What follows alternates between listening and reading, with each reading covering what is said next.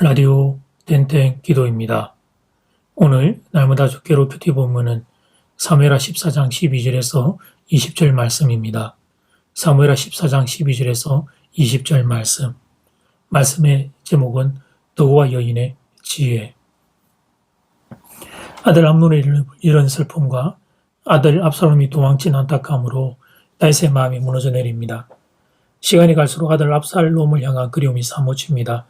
다윗의 그 마음을 요압 장군이 눈치를 챘습니다. 그래서 도고와의 한 여인을 불러 다윗의 마음을 열고야 시도합니다. 요압의 생각에는 불순한 의도도 들어있었다고 볼 수 있습니다. 자기 왕이 될 후보 압살롬과 가까운 사이를 확보하고자 하는 불순한 의도 말입니다. 그러나 어쨌든 요압만큼 다윗을 잘 아는 사람은 없었습니다. 그래서 도고와 여인을 불러서 한 가지 이야기를 그녀의 입에 넣어줍니다. 이야기는 대략 이러했습니다. 여인이 두 아들이 있는데 한 아들이 다른 아들을 죽였습니다. 그 살인자들을 친척들이 죽여야 한다고 성화입니다. 남은 아들마저 이룰 수 없었던 여인은 다윗에게 이 아들을 살려달라고 부탁합니다. 스토리의 내용은 탄탄하게 짝이 없습니다. 다윗이 처한 상황을 기가 막히게 묘사했습니다. 그러나 스토리 내용이 탄탄하다고 해서 전략이 술술 풀려나갈지는 알 수 없는 일이었습니다. 지금 다윗의 감정이 정상이 아니었기 때문입니다. 3년 동안 깊은 슬픔에 잠겨 있었습니다. 그래서 여인의 건의를 다윗이 들어줄지 알 수 없는 일이었습니다. 그리고 잘못하면 다윗이 화를 내고 그로 인해 여인이 죽임을 당할 수도 있었습니다. 사람은 누구나 자신의 치부가 드러나는 것은 좋아하지 않기 때문입니다. 여인의 이야기를 듣고 그 이야기가 자기의 치부를 언급한 것임을 알게 될 때 다윗이 흥분할 수 있었습니다. 그러면 여인은 죽임을 당할지도 모르는 일이었습니다. 결코 쉽지 않은 일을 이 여인이 감당하게 된 것입니다. 그런데 여인은 이 어려운 일을 지혜롭게 감당합니다.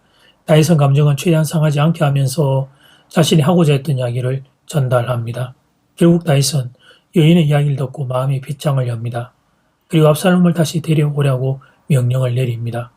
요압이 의도했던 그대로 이 여인이 다윗을 설득한 것입니다. 비록 의도에 불순함이 포함되어 있었지만 그래도 그 의도를 다윗에게 전달한 여인의 지혜를 오늘은 묵상하고자 합니다. 도고와 여인에게서 보게 되는 지혜는 다윗을 존중하는 것이었습니다. 다윗을 인정하는 것이었습니다. 다윗을 왕으로 인정하는 것이었습니다.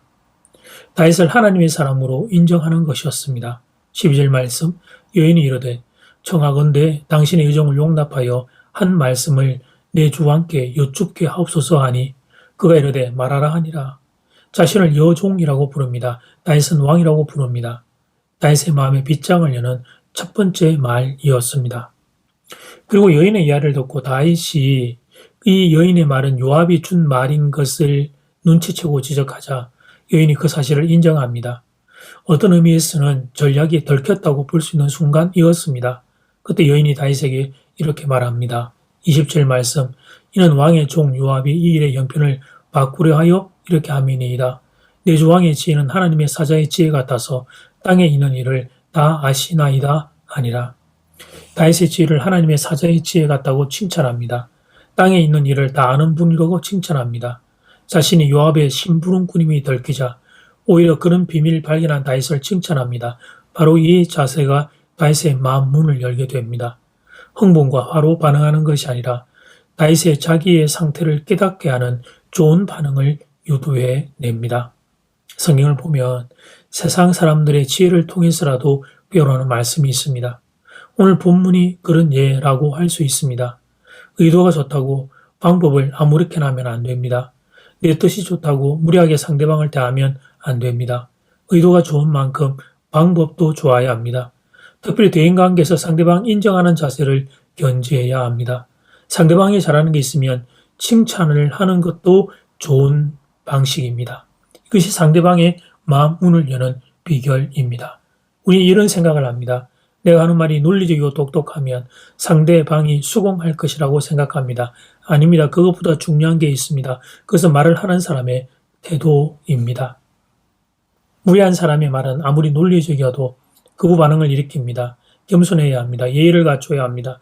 상대방을 가르치는 태도가 아니라 겸손히 전달하는 태도가 되어야 합니다. 그래야 상대방의 마음 문을 열 수 있습니다. 사랑이 여러분에게 이런 성숙한 삶의 지혜가 자리하길 소원합니다.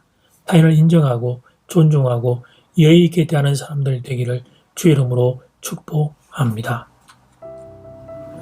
이제 첫 번째 기도 시간입니다. 받은 말씀과 개인 기도 제목을 가지고 함께 기도하는 시간입니다. 이 시간 다 함께 마음을 모아 주님 앞으로 나아가겠습니다.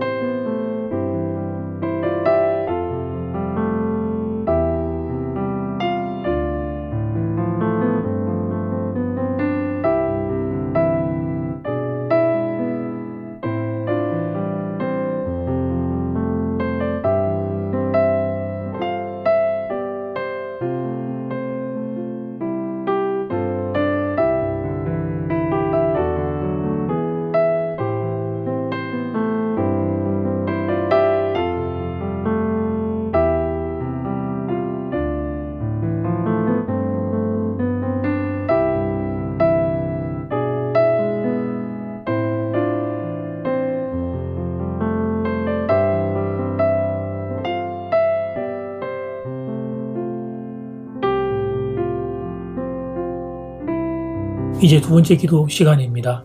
성경을 보면 세상 사람의 지혜를 통해서라도 배우라는 말씀이 있습니다. 오늘 본문이 좋은 예입니다. 덕과 여인의 태도를 통해 우리는 의도와 더불어 방법도 좋아야 함을 배우게 됩니다. 상대방을 인정하는 자세, 상대방을 존중하는 자세가 상대방의 마음문을 여는 중요한 비결임을 배우게 됩니다. 이 시간 다 함께 마음을 모아 기도드리겠습니다.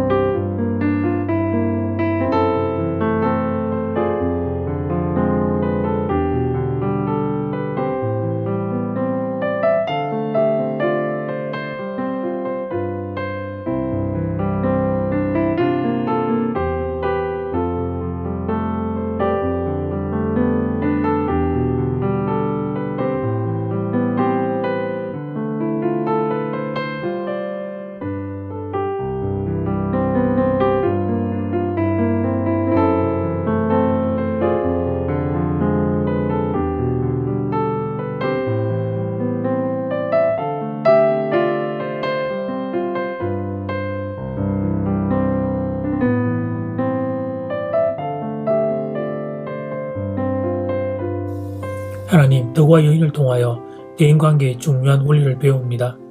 비록 덕과 여인도 덕과 여인에게 그 말을 주었던 요압도 불순한 의도가 들어가 있었지만 그러나 이 여인의 지혜로운 태도는 다윗의 마음의 빗장의 문을 여는 하나님의 그런 놀라운 일들을 일으키고 있음을 보게 됩니다.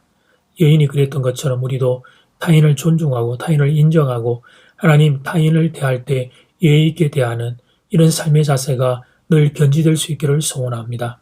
사랑하는 교우들에게 힘주시고 은혜 주셔서 많은 만남들을 가지며 살아갈 때 하나님 상대방을 하나님이 존중하는 이 자세들이 유지될 수 있도록 함께하여 주시옵소서. 예수님 이름으로 기도드립니다. 아멘. 이제는 각자 개인적으로 기도하시면 되겠습니다. 평안한 밤 되십시오.